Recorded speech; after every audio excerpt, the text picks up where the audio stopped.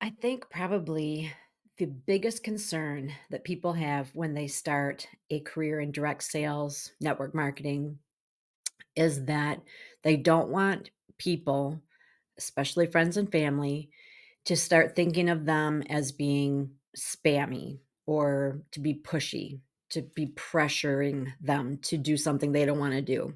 Nobody wants to be that person. And yet, we all have that image of a salesperson being very aggressive, being almost like if we aren't that person, that we're not going to succeed. So there is sort of a disconnect. I don't want to be that person, but I want to succeed in sales. So how do I do this? That's what we're going to talk about today. And it's really, really important that we do. I'm Michelle Fox, founder of Boss Babes Online. I'm doing a series on basic sales skills. Last week, we talked about your ideal customer avatar. Yes, you do have an ideal customer. And this week sort of continues that thought. But before we talk about this topic, I want to tell you a story. I've mentioned many times that I have experienced direct sales at every level in the sense of I've done it part time, full time, as a hobby, as a career. I've done it online, I've done it in person. When my kids were late elementary, middle school, high school years, I chose to really pull away from my direct sales business and focus on, taking them here, there, everywhere. I had already established quite a base of customers. And so I was basically servicing reorders. So I still had money coming in. I still thought of myself as a consultant, as a business person, but I wasn't booking parties and I really was not going out of my way to acquire new customers. I was totally focused on the needs of my family. During that time, I noticed a shift in how I talk to people about my products. It was actually easier for me to have conversations with people, specifically strangers, about my products. And this is what was happening. I didn't so much feel like a consultant in terms of booking, selling, team building. I felt more like a consumer, a friend, a colleague, because I am a lover of the product.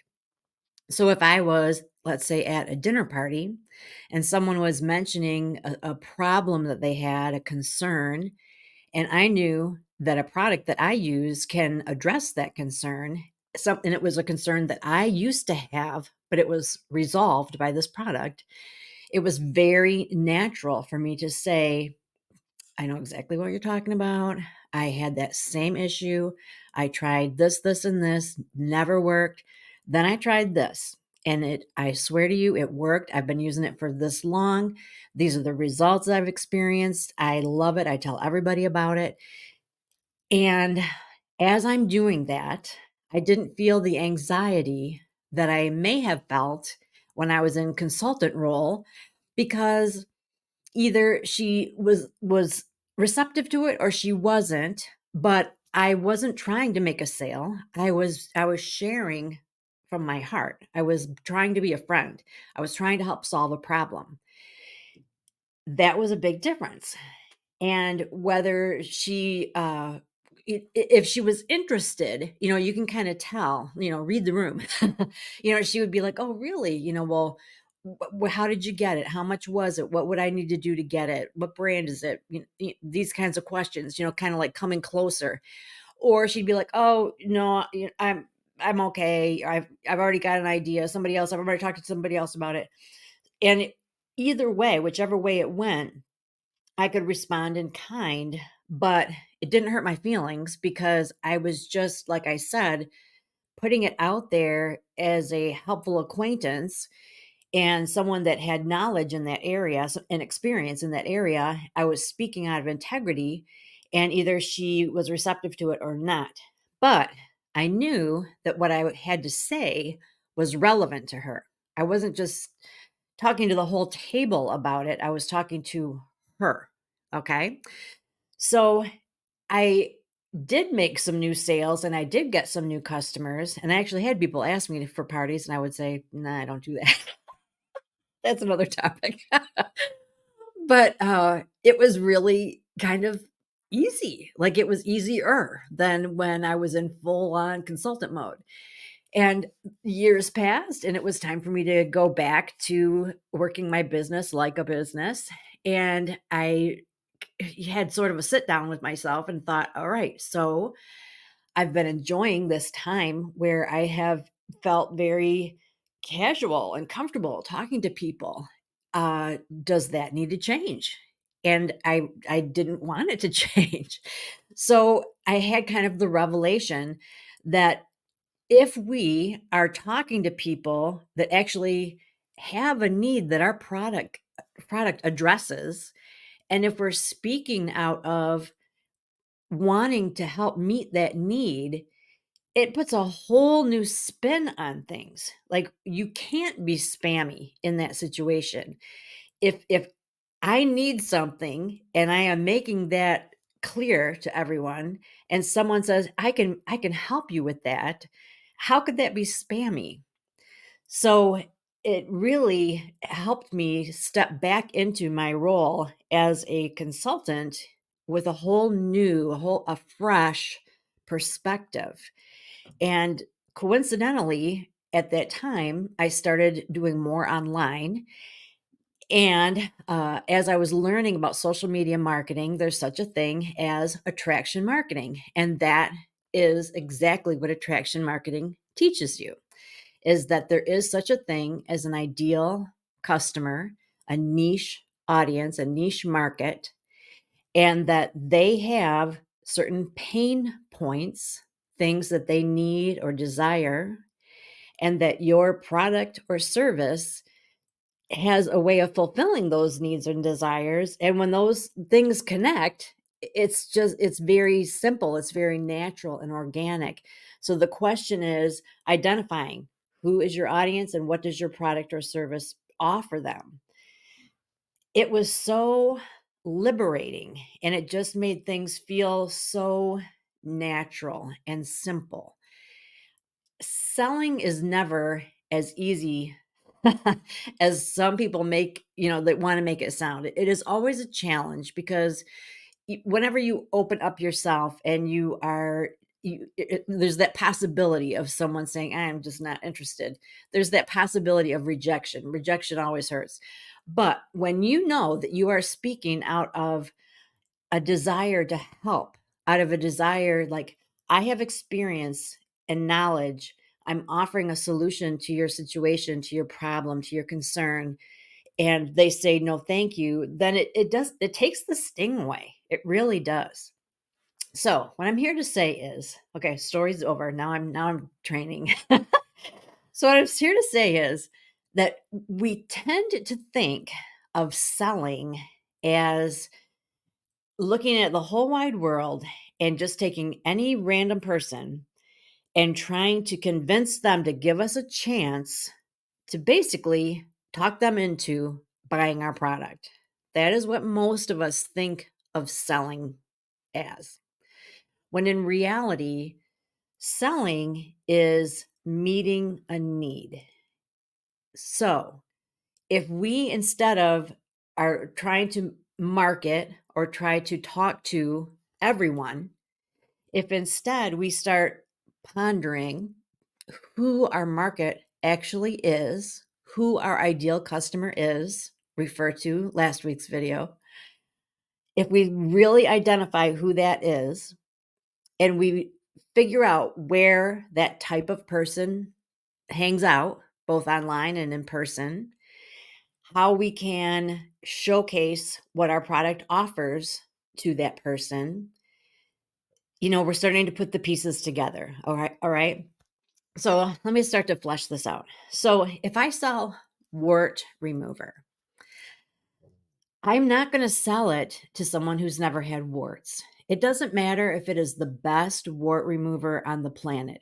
It doesn't matter if it's buy two, get five free. Do you see what I'm saying? It's like there are a lot of situations where the ingredients, how powerful it is, the great price point, Irrelevant. You have to find the person that needs what your product offers. So in addition to understanding the person, you need to understand your product. And frequently we have this vague understanding of what our product does or the need that it meets, but have we really drilled down on it? So take some time to think about, and I know most of us sell more than one product. What is your star seller? What is the thing or the set or the introductory product? What is the one that you talk about most often, that is featured in most of the marketing, or that is really kind of the big one when you do a presentation or a party? I think you probably know what I'm talking about. You kind of have a sense of, oh yeah, well it would be this. Who is that marketed toward? So think of, that person's age, sex, our education level, where do they live, city or more rural. You can think of all these different things, and what is it, that is either a desire in their life or something that is lacking in their life? What is the problem that you're trying to help them with? What is the goal or the desire that you're helping them achieve? What are you helping them attain, change, do, accomplish? You see what I'm saying? Like, your product does something, even if it's just it helps them. Like if it's art, for example, it just fulfills their desire for beauty. It fills an aesthetic desire whatever, to beautify their landscape. Whatever it is, you need to identify what your product is offering and who it appeals to. Who is going to be attracted to that? Who's looking for that, whether they realize it or not? Sometimes people have a need and they don't realize it. So those are the two key things. Who's your audience and how does your product serve that audience? I promise you this, that as you understand that and you find ways to figure out where that audience is, and you find ways to naturally show them how your product can resolve those issues, however,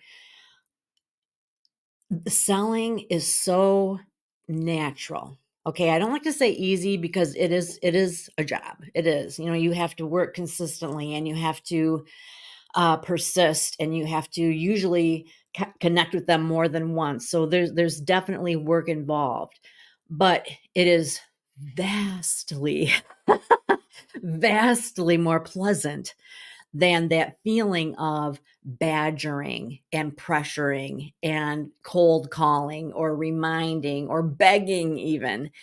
That can just be a thing of the past when you understand your ideal audience and what it is that your product or service offers them. Are you feeling the difference? So, as far as the question of how can I sell without being spammy, the answer lies in your understanding of what it is to sell. And my answer to you is that when you see selling as meeting a need, fulfilling a desire, answering a question, and that you understand who the audience is that needs that, it will just solve so many issues. Spammy, pushy, annoying, out the door. Okay? People will come to you. When you show up as a helpful expert, someone who is sincere, someone who is there as a counselor, an advocate, an advisor, people will be drawn to you. And the more that you are able to solve people's problems, the more they will refer other people to you. And then it's not so much where you're going out trying to find customers. They will be drawn to you, and you'll have referrals, and it'll go on and on. It's a whole different way of doing things. So I hope that this is kind of getting you excited, because it really changed my business and the way I think and the way I do things. So this is just video 2 in a 5 video series. So get excited. Come back next week for more. I do have a freebie. I said that every week we'd have a new video and a new freebie. And this week, I'm super, super excited about this. I have updated this. So if you've seen it before, no, you haven't. It's 100 easy ways to get customers and sales, even if you're an introvert. When I was brand new, I was given a sheet and it just had in tiny, tiny print, like 100 different ideas in little boxes. And I took a highlighter and I highlighted the ones that I felt like I could do. And it was things like, leave a catalog at your dentist's office, that kind of stuff.